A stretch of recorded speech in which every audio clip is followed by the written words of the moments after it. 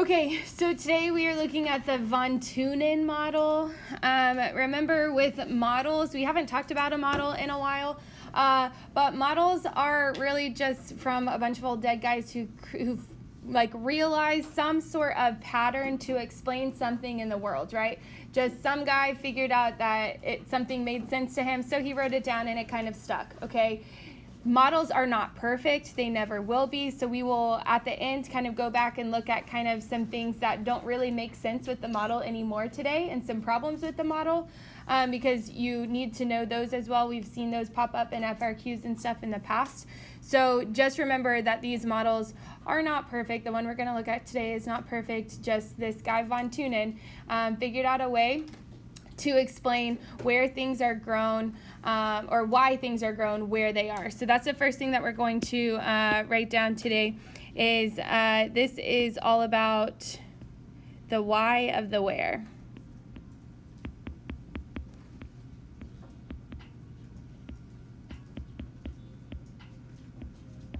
Remember, that's kind of like our big driving question for a lot of things in this class is why things are happening where they are. So today we're specifically looking at why things are grown where they are in relation to the city.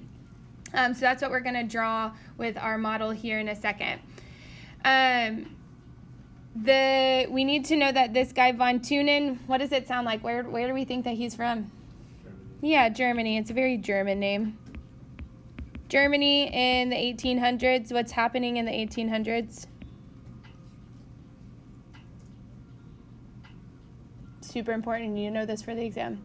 What's happening in the 1800s? Industrial Revolution. Thank you. The IR. Okay. We see lots of parallels with the IR.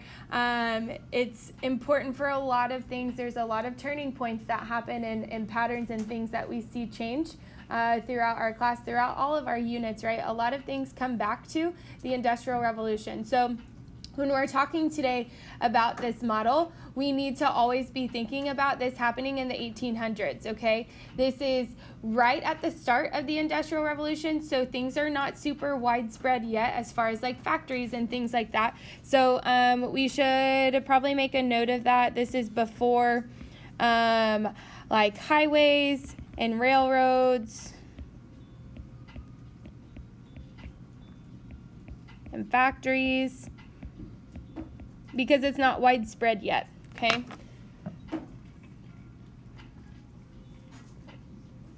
Can you guys see that? Do I need to write bigger? Luke, can you see it? Yeah. Yeah? Okay.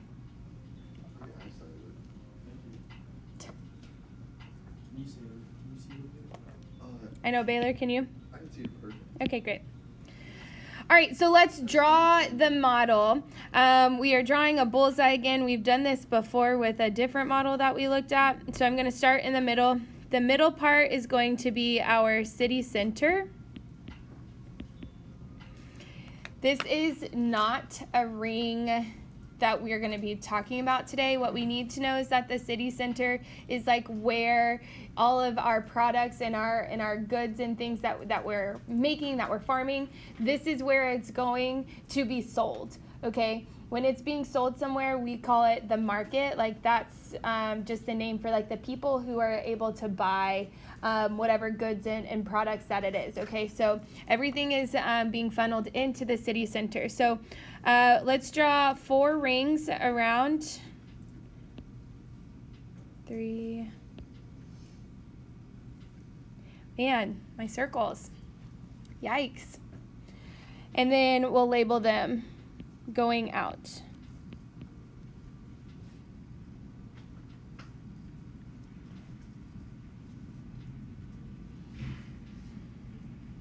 Okay, so Thunen says that each ring has a certain product that is able to grow there based around the city center. Remember, we're still thinking 1800s. That's what's dictating these different rings that we're about to talk about, okay? So let's look at the first ring. So the first ring is the closest to the city. This is where we see our dairy and commercial gardening products. Oops. What was commercial gardening again? We talked about it last week. Yes, Jason? Not quite. That's just commercial agriculture in general, but specifically commercial gardening is what type of things. What did you say, Grace? Flowers is one thing. What else? Think food. Vegetables, fruits and vegetables, right? Fruits and vegetables. That is what commercial gardening is, okay? Is the fruits and vegetables plus dairy. So think like our milk, right? So why would those things need to be closest to the city, aka closest to the people? Because like they're the most like they don't have a shelf life. Yes. What is the term that we can use for that? Perishable. Yes. Okay. Good job. Perishable. That's the term that we use. So in my different color here, I'm going to write that this is perishable. Perishable. Can you see the red? Yeah. Ooh, it's not good. Oops. Perishable. All right. The fruits and the veggies and the things like that can die, right? Like Emily said, they have a shelf life. There is an expiration date on the milk in your fridge, right? There is an expiration date on the bag of lettuce, the salad that I just ate, right? Our fruits and veggies can go bad. So therefore, think again, 1800s. What do we not have in the 1800s? Refrigeration, right? So of course it can't be really far away from where it's being sold or else it's going to go bad, right? So therefore the milk, the dairy, the fruits and the vegetable farms that we have back in the 1800s, those have to be closest to the city where it's going to be sold, right? Because it has to be able to get to the consumer quickest. That way they have a longer time to then use those fruits and veggies or whatever, right? Because if it is spent too long, like in transportation or whatever, it could go bad.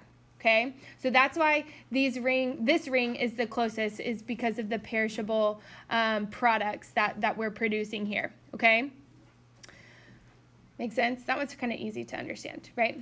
The next one is not easy to understand. This one is kind of confusing.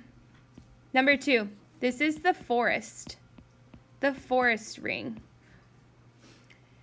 What would we need a forest for? For trees. Why would we need trees? Wood. For wood. What does the wood do in the 1800s? What did you say? Build houses. Well, I didn't hear the first part. Build. Yes. Okay, for building materials. Yes. And what else are we using wood for? Fuel. Yeah, buildings and fuel.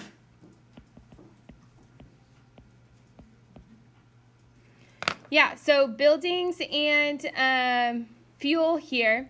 So we are heating our homes by burning wood, right? Like that's how we are heating our homes. That's used for fuel, right? We are also building everything by with wood and stuff, right? So why then is it still kind of close to the center city? Like why? It's kind of weird to have just like a random ring of a forest, right?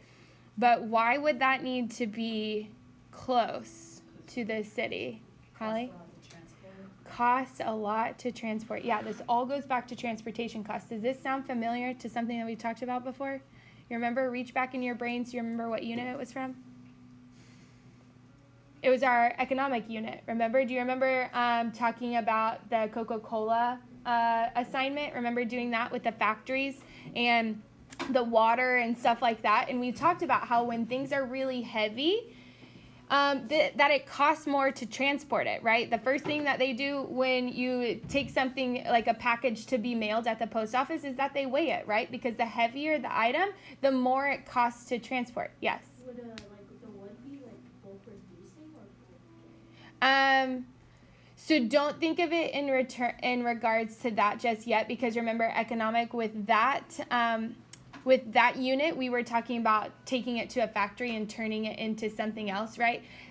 This example with Von Thunen is before the factories, okay? So not quite there yet. So that's why the trees have to be close to the city, close to where I'm building my house, right? Or where I need firewood to heat my home, right? It has to be nearby because it's not being really turned into anything else because there's no factories yet. So if it's really heavy to transport, it has to be close, right? Because what is doing the work? Like how are we transporting the wood? 1800s, think. What's doing the work? People and horses. Yeah, people and horses, right? We're relying on animals to do this because we don't have trains, we don't have cars yet, right? So it's going to be way harder to move, like cut down trees and then like bring those logs and things into the city without trucks and trains, right? So it has to be nearby because it's really heavy, okay? So in whatever color, I probably shouldn't use red again, but our big thing with this is that it relates to cost of shipping. That's what's dictating this ring being so close, okay, is that it has to be, or it's going to cost more to ship it. Transportation costs. Okay, so the closer you are to the city, the cheaper the transportation costs because you're not having to go as far, right? So that's why this ring has to be closer. All right, let's look at the third ring. The third ring is extensive crops.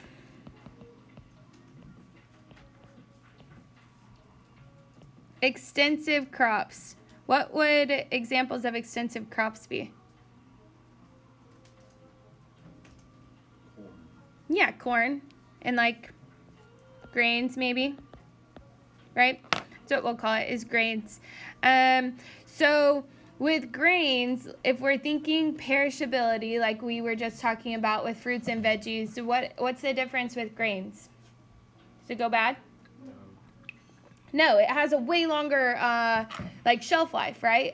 So it won't go bad in transport to the city like the fruits and the vegetables would, right? So then therefore it can be a little further out in this ring, right?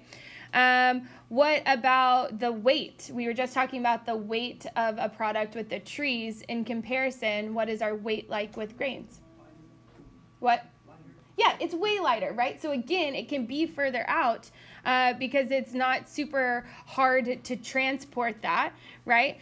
And then also if we're thinking what kind of land would be required for this type of farming, what type of land / how big does it need to be? Probably really big, right? If we have these large farms for corn, for wheat, for things like that, right? You're going to need a large area to do it. And the further you are away from the city, your land is cheaper. Okay, so all of those things together, there's kind of three big things here. You need a bigger farm. It's not going to go bad. And it doesn't weigh as much to help like locate where this is. That's why it's so further out. It's like all three of those things kind of like playing in together is why it is further out here, okay? Also with these bigger farms, here's this term extensive, right? This is extensive crops. It's different than intensive crops. Remember we looked at that chart last week when we were taking notes, the difference between extensive and intensive. Intensive work takes a lot of people to like produce the product, right? Like commercial gardening is more intensive work than grains are, okay? So you can have a bigger farm and it's not gonna take as many people to like get that product, okay? So all of those things kind of together show why extensive would be further out, all right? And then the fourth one is going to be for livestock. Why would livestock be so far out? What do they need? A lot of land. Why, Baylor? Yeah, we call that what? Why do they have to roam? What are they needing? To like graze, you know what that word is? To graze? Yeah. Yeah, to like eat, right? They need all that land to roam around, like you just said, right? For grazing. Okay, they need a lot of land. This is not, remember, 1800s. This is not the CAFO that we saw in Food Machine where they had the cows like all fenced in and they were trying to fatten them up really quick to then be sent off to the slaughterhouse, right? Like that's not a thing in the 1800s. At this point, you still need a lot of land for all of your animals, for all of your cattle, so that they can graze. Okay, but we were just talking about perishability with all this other stuff, right? But doesn't meat go bad? It can, right? So why would it be so far out? What would be the difference here? What does transportation look like for livestock in the 1800s? How are we getting our cows to the city? Ooh, we're herding them, right? They are physically able to walk themselves to the city, right? Let's write it down in case we forget. Walk themselves to the city. Okay? Like Cooper just said, we're herding them to the city. So in the city is where the processing, like the meat processing is happening. Okay? So they are still alive outside in the fourth ring, and then they're walking themselves into the city where then they're being slaughtered and processed, and then immediately in the city center they're being killed, they're processed. I know that sounds bad, but then they're able to immediately be sold to the consumer right then and there, right? So because refrigeration is not a thing during this time, right? So it changes how we have to process everything for that meat to still be good to get to the consumer. Okay, so now that whole meat processing plant that we saw in Food Machine is just happening inside of the city center. That way it can get to the consumers fastest. All right, so when we are thinking about livestock and extensive crops here, what are these two things? What do these two different rings need in comparison to the first two rings? They need a lot of what? Yeah, they need way more land. More land needed.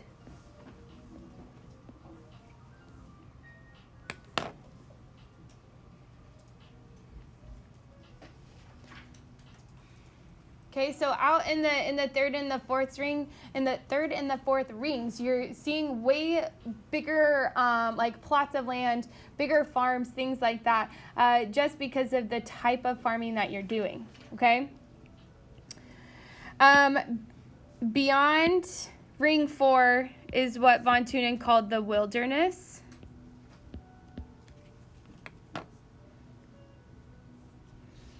He called it this because it was kind of expected during that time that there was not a lot of like movement in between these cities. Okay, so they kind of were isolated, not super interconnected at this point, and so it was just known as the wilderness, which kind of leads us into this next section where we need to talk about all of these assumptions. So von Thunen drew out this model. He said that in general, this is what's going to happen for every city during the 1800s. You're going to see these different rings around cities.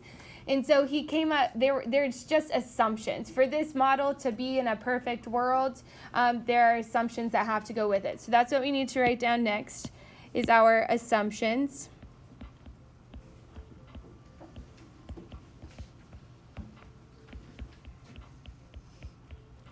Okay, so kind of like what I was just saying, the first assumption is that the city is isolated and no one goes out into the wilderness.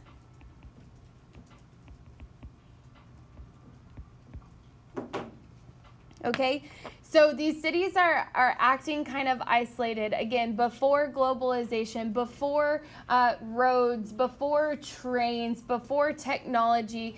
Cities were kind of acting in a more isolated fashion. Yes, there would be some people that go from town to town, but for the most part, this model is assuming that everything within these 4 rings is supplying everybody inside of these 4 rings. Like everything that we need to grow is within our model here and is fulfilling the needs of all the people in our city. Okay, so there's not like trading going on or anything like that. We're really kind of stuck to our city and providing for ourselves.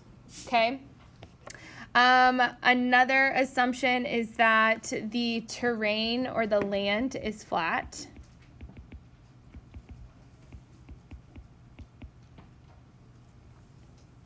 So there's no mountains, there's no hills. It's just easy to farm on flat land, okay? Your book is going to talk about how the model changes, like if there's a river that runs through your city, because a river would act as transportation, right? So the book talks about how if you have this river, that your rings then kind of move out from that river, because that's what's doing like your transportation, essentially. So your book will talk about that, but an assumption here is that it's just an isolated city, no weird anything with the land, and that it's just easy to farm on, okay? Going along with that, Von Thunen also thought that he just assumed that soil and climate would be consistent everywhere. So he didn't take into consideration that some places and some climates are easier to grow things in, right? He was just assuming that it wouldn't be too hot, too dry, too rainy, things like that. But as we've already kind of talked about in this unit, we know that climate does dictate what can be grown where. Think back to the Nutella map, right? With the hazelnuts, things like that, cocoa beans. We know that it takes a certain climate to grow certain things. And Von Thunen did not take that into consideration. So that's like a problem with the model here, okay? There are also no roads. Obviously that has changed, right? So there's an issue with this model back in the 1800s, because we've advanced, and we'll talk about the differences because of industrialization in a minute. But this assumption says that there's no roads. And then the last thing is that he is suggesting that all farmers are acting to maximize their profit.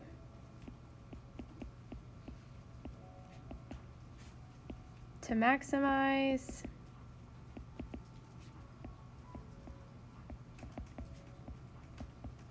we've talked about this before, right? On a lot of things in this class and a lot of processes we've seen, people will act to maximize their profits, just like we saw with the least cost theory a long time ago in Unit 1 when we were thinking about that triangle and Weber's least cost theory. People and companies are always looking to see how they can make the most money off of something, right? And it's the same thing here with agriculture, especially thinking like commercial agriculture. Businesses are thinking about how they can make the most money from whatever it is that they're trying to sell, okay? So if we are to put this into a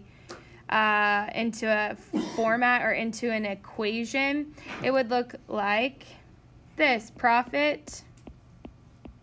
Our profit would equal the market price. Oops, I didn't spell that right.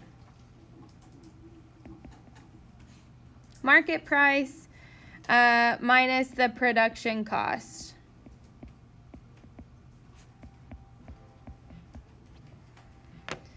So market price is like what you sell something for, right? A long time ago, we were talking about our t-shirt example. If I were to sell a t-shirt for $10, but it only cost me $5 to make the t-shirt, I'm profiting how much? $5. Yeah, I'm making $5 off of that t-shirt, right? So the same thing happens with farms. If it only takes me X amount of dollars to produce something, but I sell it for more, then that's the profit. That's what I'm taking home at the end of the day, right? So if we're thinking about what production costs would look like, what would production costs on a farm in the 1800s include? What would be our production costs back then? What would it take to have a farm? Workers. What? Workers. Okay, workers, yeah, labor. I can write that down. Oops. Labor. What else? Ooh, land. Yep, you're going to have to pay for the farm or the land that you own. Yeah. Water and irrigation. Ooh, okay, water and irrigation. Yes. Yeah. What else can we put like lumped in with that? What else are you going to have to pay for? Like, okay, fertilizer. Probably not super good fertilizer at this point in the 1800s, but we're on the right track here. What do you have to plant? Seeds, right? What kind of tools are you going to use? Yeah, and plows and things like that, right? We can call that equipment. I'm going to go one down because we're forgetting about a good one. What's the last one that we can look at? What have we been talking about with the model so far that you have to take into consideration? Ooh, transportation. There it is. Transportation. Did I spell that right? Yeah. Okay, so land and transportation are our biggest expenses. Okay, that's what's going to be the most, like our largest expenses, really, especially the land. Okay, so there are two factors here that we have to consider when thinking about those production costs. Nope, faction is not what I wanted to say. Factor. Factor number one. This goes back to what we were talking about in Unit 1. So factor one is the bulkier the product or the heavier the product. What does that do to our transportation cost? Yep, the heavier the product, the higher the transportation cost. The higher.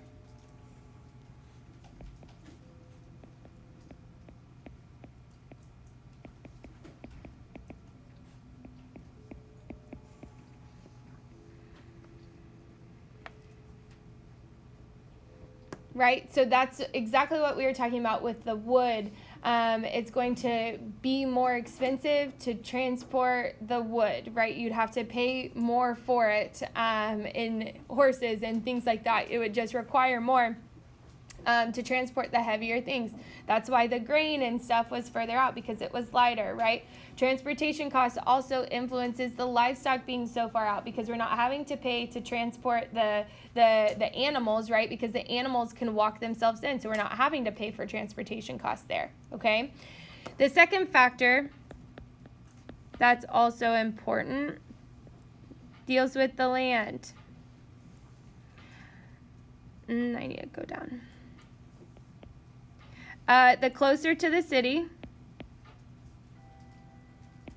what does that do to our land value? Yeah, it increases for sure. The land cost increases. This is a vocab term that you'll read about next week called the bid rent curve. Okay, and all that's talking about is how really the land that you see closer to that center city is going to be more expensive, and the land that we see further out is less expensive, and that directly impacts what is being grown where, right? The land that's closer inside to the city is where we see our commercial gardening, so they're having to pay a lot more for their land, but they're not having to pay as much in transportation costs, right? Because they're so close. On the flip side, the farms that are further out, like the extensive crops, like the grains and the things like that are further away, they are getting cheaper land, so they can buy more land, right? Because they need a lot of land to produce those types of crops. But they're having to pay a little bit more in transportation because they're just further away, right? And that is still happening today with the land that we have in the world and around where we are right now. That is still the case, okay? The land closer to the city is always more expensive. Land closer to downtown Dallas, very expensive. A long time ago when Frisco was just a rural area, and then it became a suburb, right? The land was cheaper further out, so then people started moving out to the suburbs, and now we have Frisco, right? when I found my house about 2 years ago. It was around this time 2 years ago, and the land was still the same situation. I knew that there was no way that we were going to be able to pay for a house in Frisco because it was so expensive, because now this is like a city, right? And land prices have gone up. So it's expensive to buy a house in Frisco.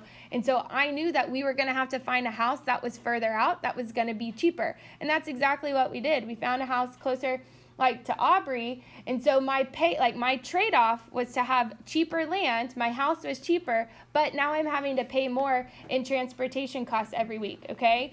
Before I bought that house, I lived over here by FC Dallas, so it took me 5 minutes to get to school every day. I had to fill up my car like once a month. It was great because my transportation cost was so small because I was closer, right?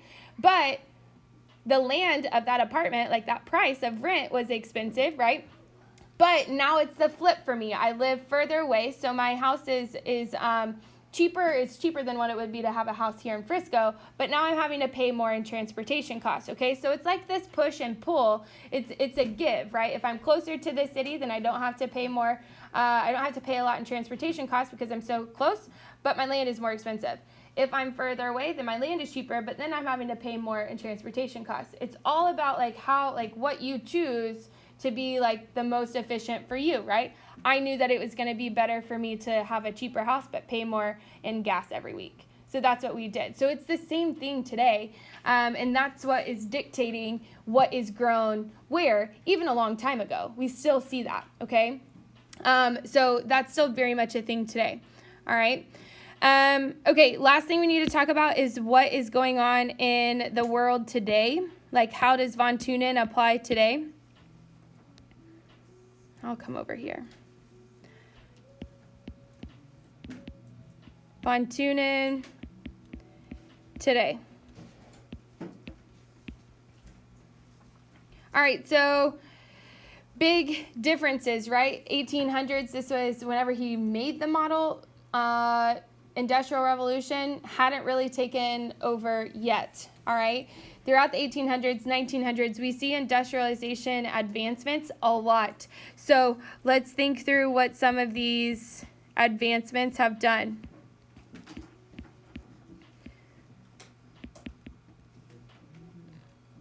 What did we get because of the Industrial Revolution that's going to affect this? Factories, for sure. What else? Things like roads. Ooh, I like that name, that term, technology. What else? How do we transport things? Cars. Whoever that is, can you wait like a few more minutes? I don't know who. Yeah, okay. Yeah, cars, but how do we transport big things? Trucks. Trucks. And what's the difference about these trucks now? What do they have? Trailers. Yeah, trailers, but like how do we move like fruits and veggies? Refrigeration. That's what I was looking for. Refrigeration. I never know how to spell that. Refrigeration. Okay, so all of these things are helping us be able to transport things further now without going bad, especially the refrigeration. Like that advancement sets us apart from what this model originally was, right? The fruits and veggies had to be super close because things could spoil and go bad. But now with refrigeration, things can go across the whole country, right? We saw in Food Machine, onions, tomatoes, all those things that were being grown out in California can be shipped across the country in refrigerated trucks, and it doesn't go bad, right?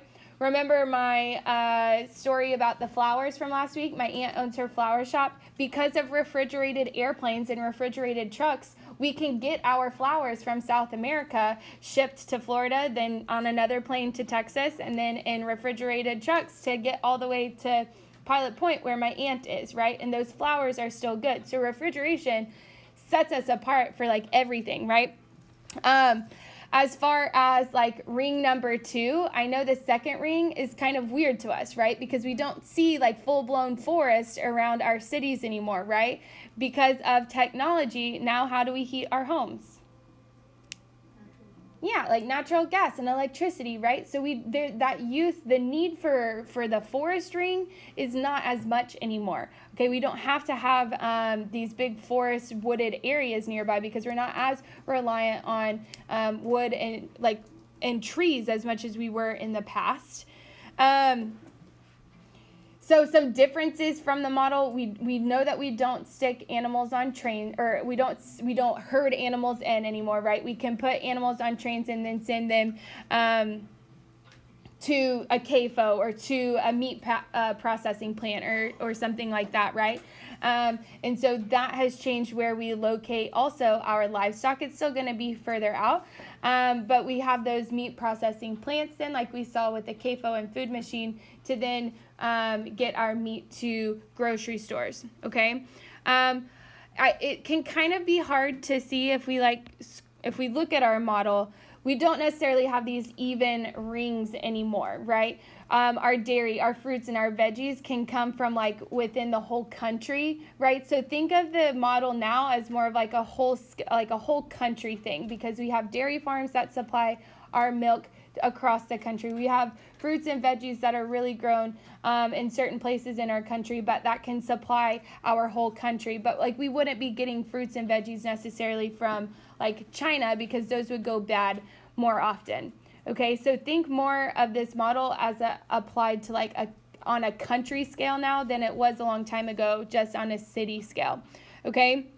And then last thing for Von Thunen today, kind of going along with that, is variances in climate and terrain.